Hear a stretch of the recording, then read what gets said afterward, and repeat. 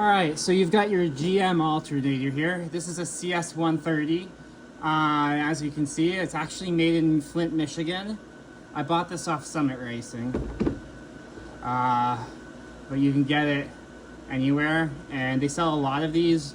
I would go for one of these that's not a one wire. See, this has a plug.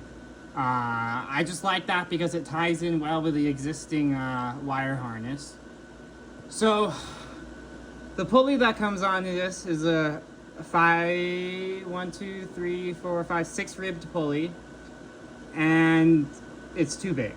It won't spin fast enough. So I tried taking the pulley from the original alternator I had, which you gotta be careful. Some of these are 15 millimeters and some of them are 17 millimeter bores. So this is a 17 millimeter, has a 17 millimeter bore, and so does the GM CS130. So this one, right off the Geo Tracker or Geo Metro alternator, fits perfectly on this, and it's slightly smaller, just a little bit smaller. I have a pair of calipers right here. 55 for the GM alternator, and for the Suzuki Mitsubishi alternator, it is 53. So I put this one on, tried it, didn't work. Well, it worked. At idle, it would kick on and kick off. I'm thinking it's right on the edge of spinning fast enough. So what I did was I went and I bought this pulley right here. And this one is undersized. All right. This is a 1.9 inch outer diameter. So I believe, let's see what this is in millimeters. Reset this. This is a 48-ish bore, 48-ish outer diameter, whereas the Suzuki Mitsubishi alternator pulley is 53. So you've got yourself a little bit less on this one, and this was already almost working. This should work perfectly. So what you do is you get your GM alternator, your CS130, get a good pair of gloves. You basically want to try and do this as safe as possible. I tried doing this with the old belt here, but I found this works pretty well. So I just stick this on, and it comes right off. So you take that off. There is a split washer, all right? And you can see this fan is also removable. You can see in there, in case that interests you. Put the fan back on. You get your new pulley. You put your new pulley on. Put your washer on. Put your nut on. I like to align it back the same way I had it. You get your impact, 24 millimeter. You put it on. You give it about 3 to 5 ugga-duggas. All right. Perfect. And then you can also mark it. As you can see, where it tightened originally is no longer the same place, so I would go ahead and scratch that off and just put the, if you have a torque seal, you can put it right there. But it's ready to go now. So the original alternator belt is a 800 millimeter belt. The new one that you're gonna need, because this bracket, which you need for the GM alternator, is going to put it further away. You're gonna need an 820, all right? 820 millimeters. That's the minimum. Any shorter and it's not really practical to get the belt on anymore. 820 will put you center on this bracket. So for installation, there's a couple of things you wanna get out of the way. You wanna get this charcoal gas filter, just pop it out. You will have to take the hoses off the top first. You can kind of just leave that one disconnected. If you still have it, there's a bracket here, plastic, that holds it, secures it. So you're gonna wanna slip it out of that first. Otherwise it'll just snap right off. It's 30 years old at this point. So you got that out of the way. Then you're gonna wanna get these electrical connectors. You're gonna want that coolant temperature sensor off, these plugs off. In fact, if you want to, it's probably easier if you take this whole thing off and slide it out of the way, but I was just enough space with those unplugged. Now, anything you see plugged in can stay plugged in, but you're gonna need to unplug this right here. So you've got the two coolant sensors, and then you're gonna obviously want this bracket loosened right here. So you can see right here it's loose. You're not able to use the supporting bracket that goes from here to here with the CS130. So just get that out of the way. All right, so this is loose now. In fact, it's probably easier just to pull this out of the way if this is your first time doing it. So just unbolt it fully and remove it. All right, so once you've done that, you're also going to want to make sure that this pipe and hose right here can be moved easily. And so in order to do that, you have to unscrew that bolt right there. All right. Then you're gonna obviously want to drain the coolant. There's usually a drain valve at the bottom of the radiator, so I do that. I don't drain all of it. I drain to where I think I can safely disconnect the tube hose that goes from here to here. So with that disconnected and with your electrical disconnected and your charcoal filter out of the way, you should have enough space to work. Optionally, you can remove this fan here. I've done the installation with the fan attached and without, but it is easier. There's more space to work with if you put it to the side.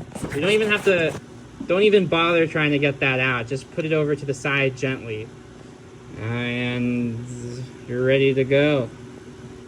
And when you put the alternator in, you have to be very wary of where it sticks out on either side, and you have to orient it as you're getting it into place. You're going to need to change the orientation multiple times. At least that's how I did it. You're going to have to take your time. This is a much bigger alternator, a wider alternator than the stock one. I mean, it doesn't look bigger, but it's definitely harder to manipulate this CS130 than it is to manipulate the stock alternator.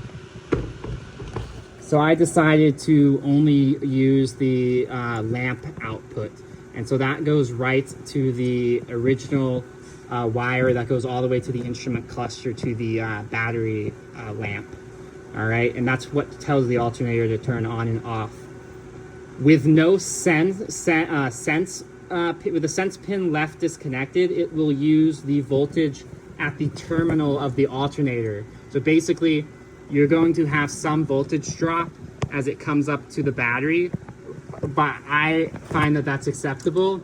And the problem I was having was the wires, the gauge they use in this engine is so thin that with the gauge cluster on and all the interior lights on and whatnot, the battery voltage is at 15, the instrument cluster is at 14.6. I'd rather have the battery at 14.6 and the instrument cluster closer to 13.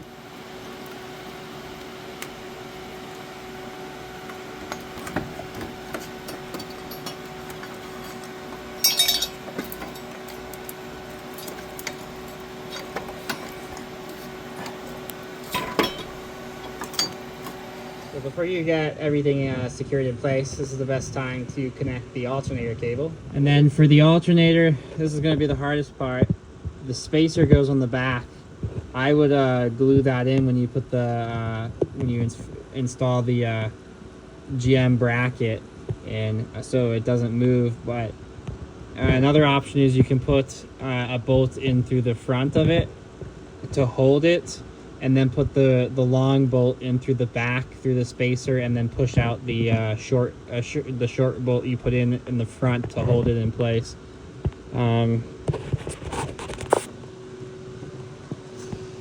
Up top, I've decided to use the heavy-duty bracket.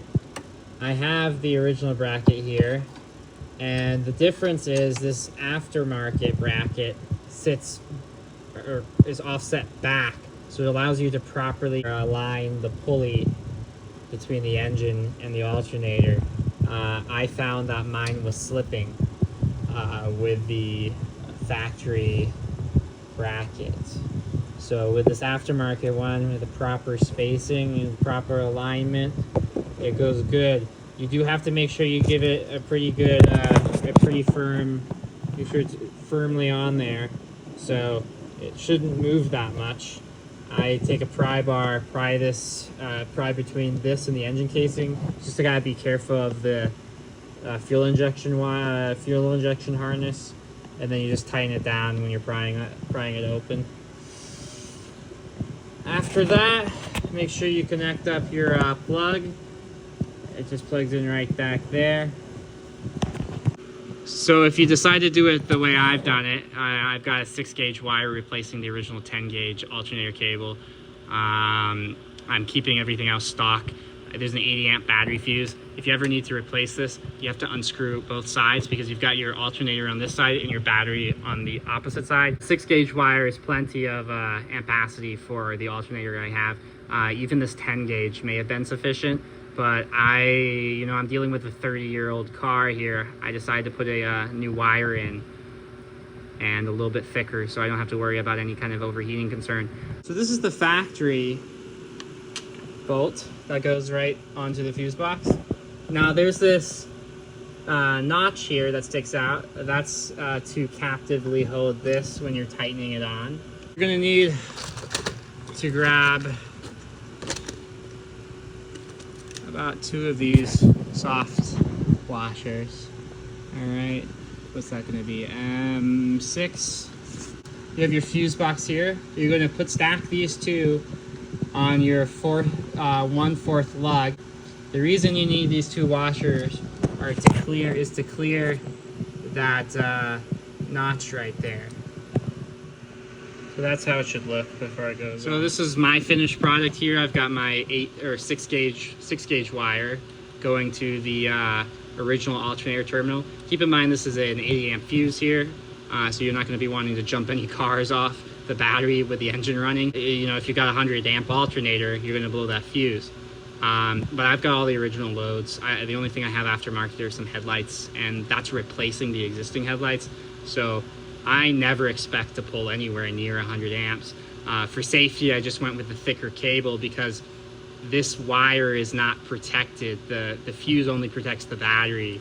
I didn't want the condition where everything is pulling max amps and nothing's tripping, and you're getting 100 amps on this inadequate wire, and then this wire melting.